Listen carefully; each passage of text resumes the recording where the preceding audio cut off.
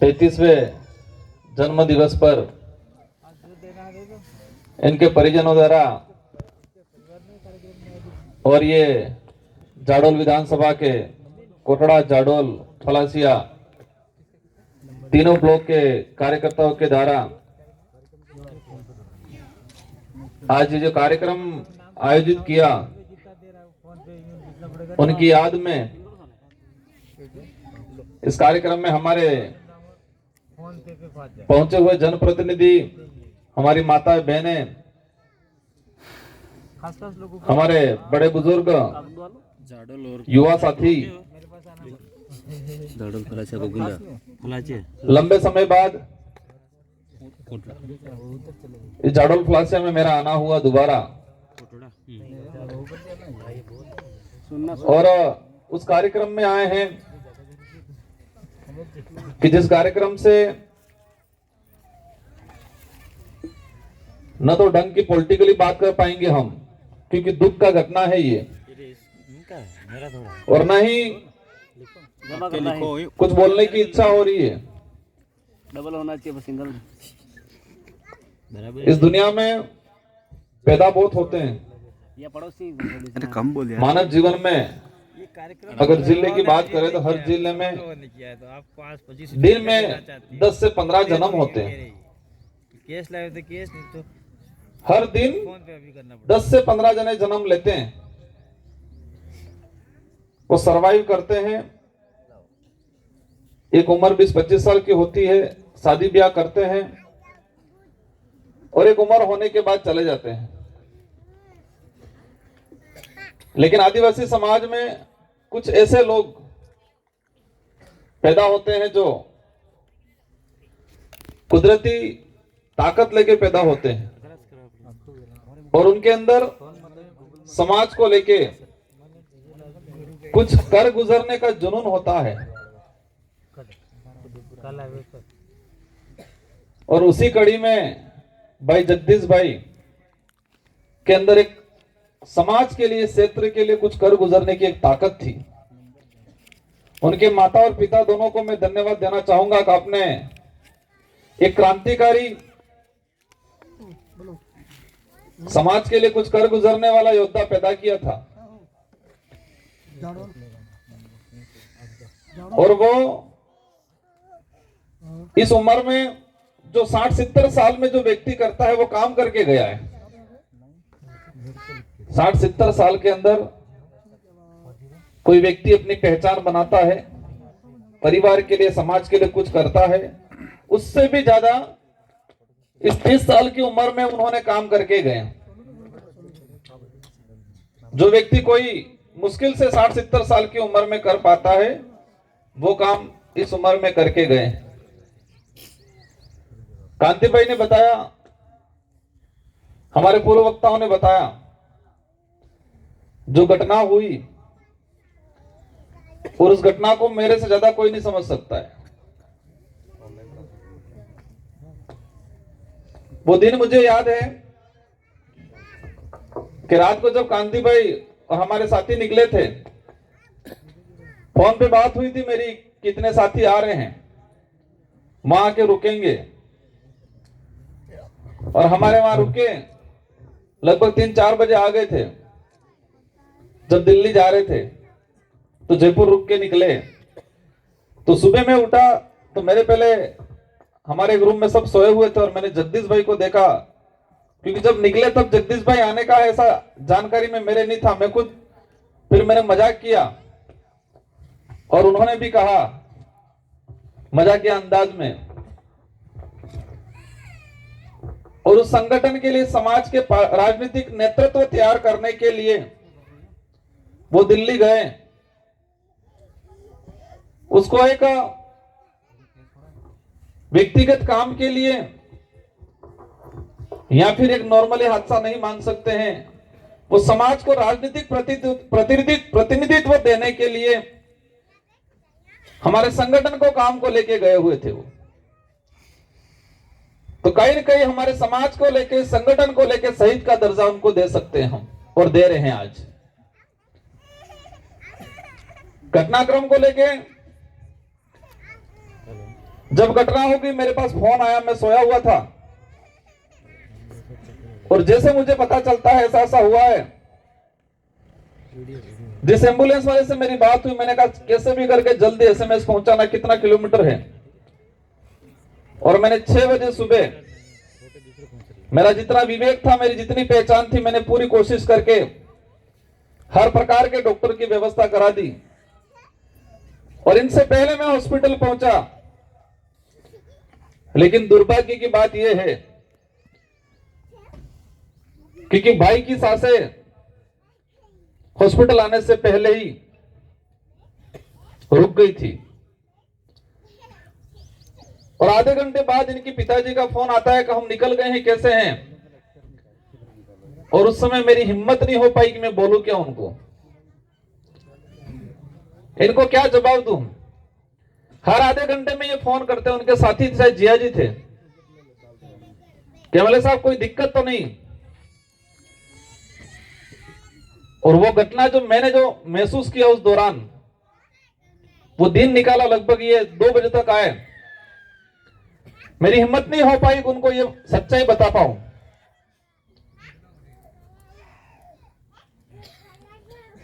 अब मैं इस मंच से यही कहना चाह रहा हूं कि हमने जगदीश भाई को खोया है,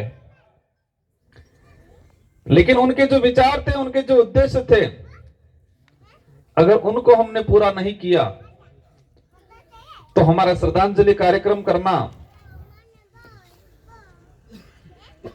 या फिर उनको लेकर याद करना,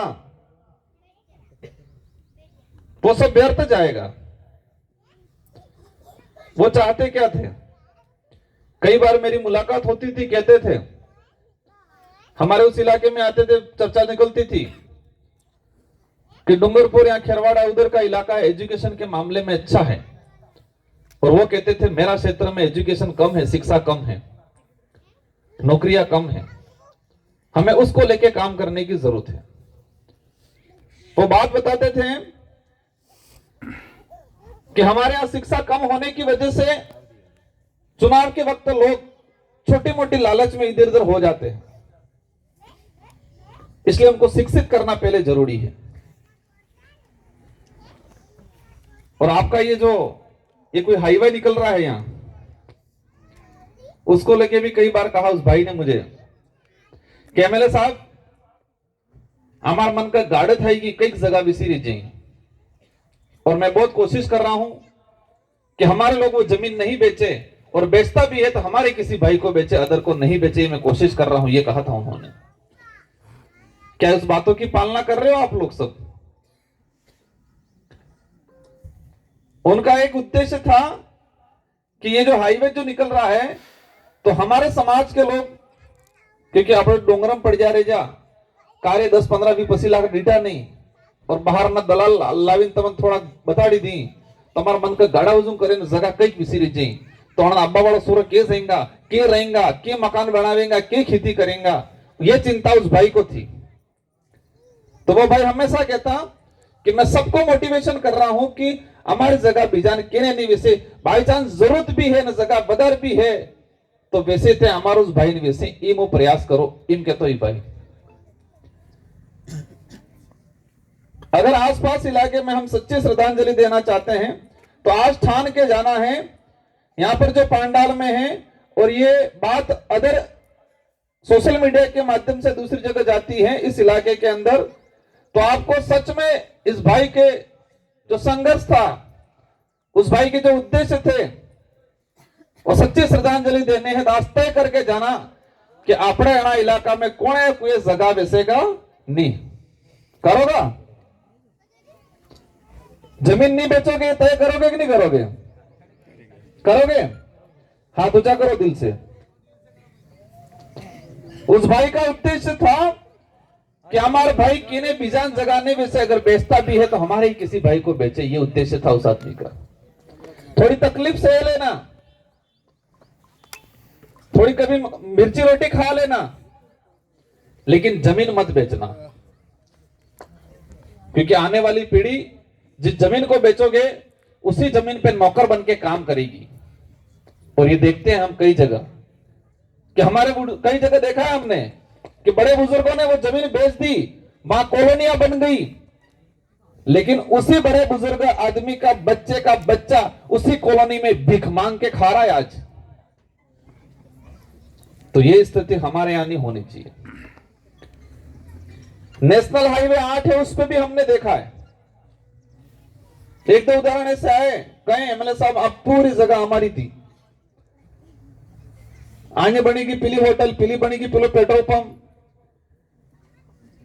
कणे विच्चे हमारे बापे विच्ची, तमे हो करो ते चौकीदार में काम करो।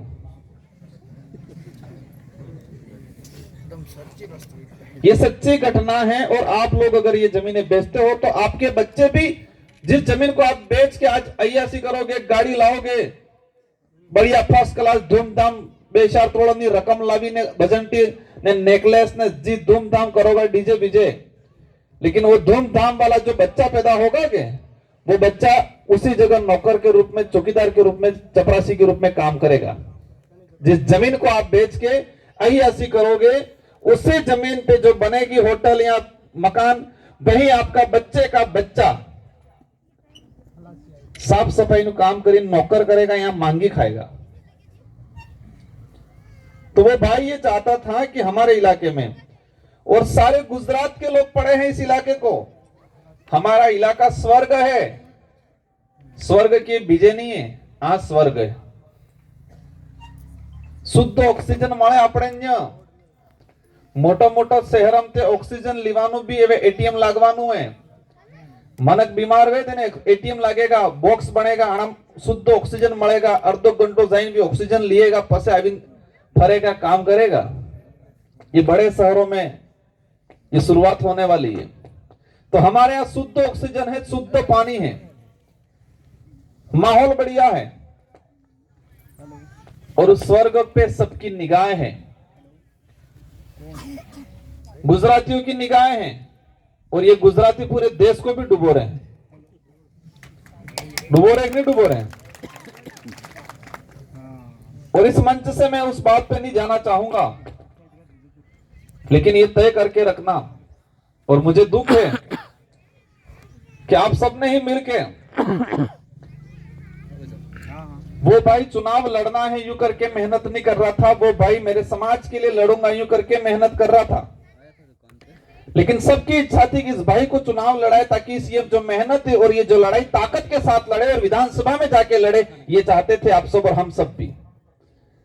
और ऐसा हादसा होने के बाद इनके घर से किया गया, कारण कुछ भी रहे हो, लेकिन ये यहाँ की लड़ाई हमको लड़नी है।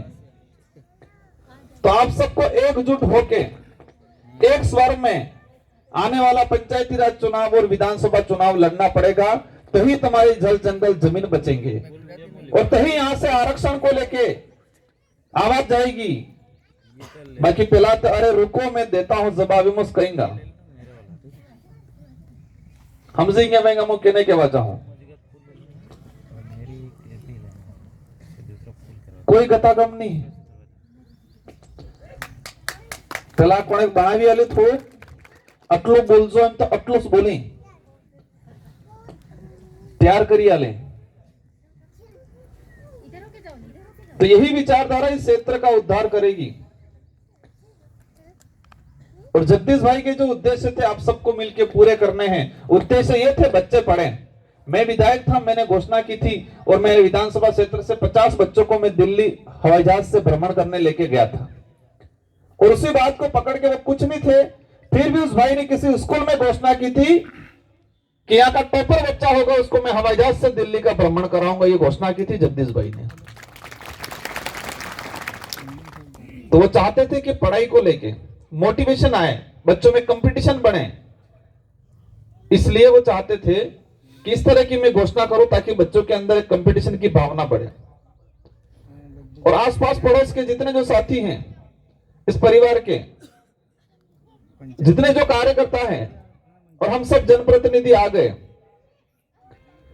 जगदीश भाई के बच्चे जो हैं, इनके माता पिता हैं, उनके वाइफ हैं, भविष्य में कहीं भी तकलीफ होती है, अगर जाके खड़े रहे तो सच में आप जगदीश भाई के दोस्त थे, सच में आप जगदीश भाई के हितैषी थे, और सच में आप जगदीश भाई का जो संघर्ष था उस संघर्ष को लेके आप प्रेरित थे, ये तय होगा। बाकी मंच पे आके भाषण दे दिया, ग्रुपों में लिख दिया, उससे नहीं होगा। इस परिवार पे कभी भी संकट आया, इस परिवार को कभी भी आपकी जरूरत पड़ी, अगर तब आप खड़े नहीं होते हो और ग्रुपों में हम लिखते हैं, दुख व्यक्त करते हैं, मंचों से हम दुख व्यक्त करते हैं, तो वो मजा नहीं आएगा, वो सच्ची श्रद्धांजलि भी नहीं होगी, वो सच्चा उस भाई के प्रति प्रेम भी नहीं होगा। इसलिए मैं जितने जो कार्यकर्ता हैं आस पड़ोस के, क्योंकि वो आदमी आपके क्षेत्र में क्रांति लाने का काम किया, उस आदमी ने।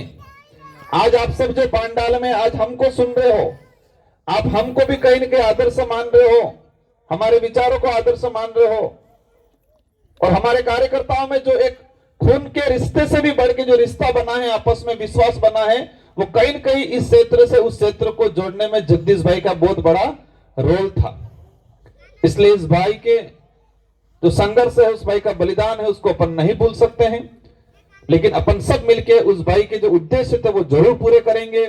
इसमें आप सबका साथ सहयोग चाहिए। इन्हीं शब्दों के साथ भाई मन्नारा, जगदीश जी और उनके जो परिवार और उनके जो बच्चे हैं, इन सबको भी कभी भी हमारी जरूरत पड़ेगी, हम खड़े रहेंगे। और भाई की दिवंगत आत्मा, आज उनका जो समय हुआ है, कोरोना काल के दौरान एक कार्यक्रम नहीं कर पाए, लेकिन मैं परिवारजन से और सबसे अनुरोध करना चाहूंगा कि हम प्रति साल एक नई तरीके से एक नया कुछ संशोधन लाके इसी तरह कार्यक्रम करते रहें। इन्हीं शब्दों के साथ आप सबको धन्यवाद, आभार, जय जवाहर।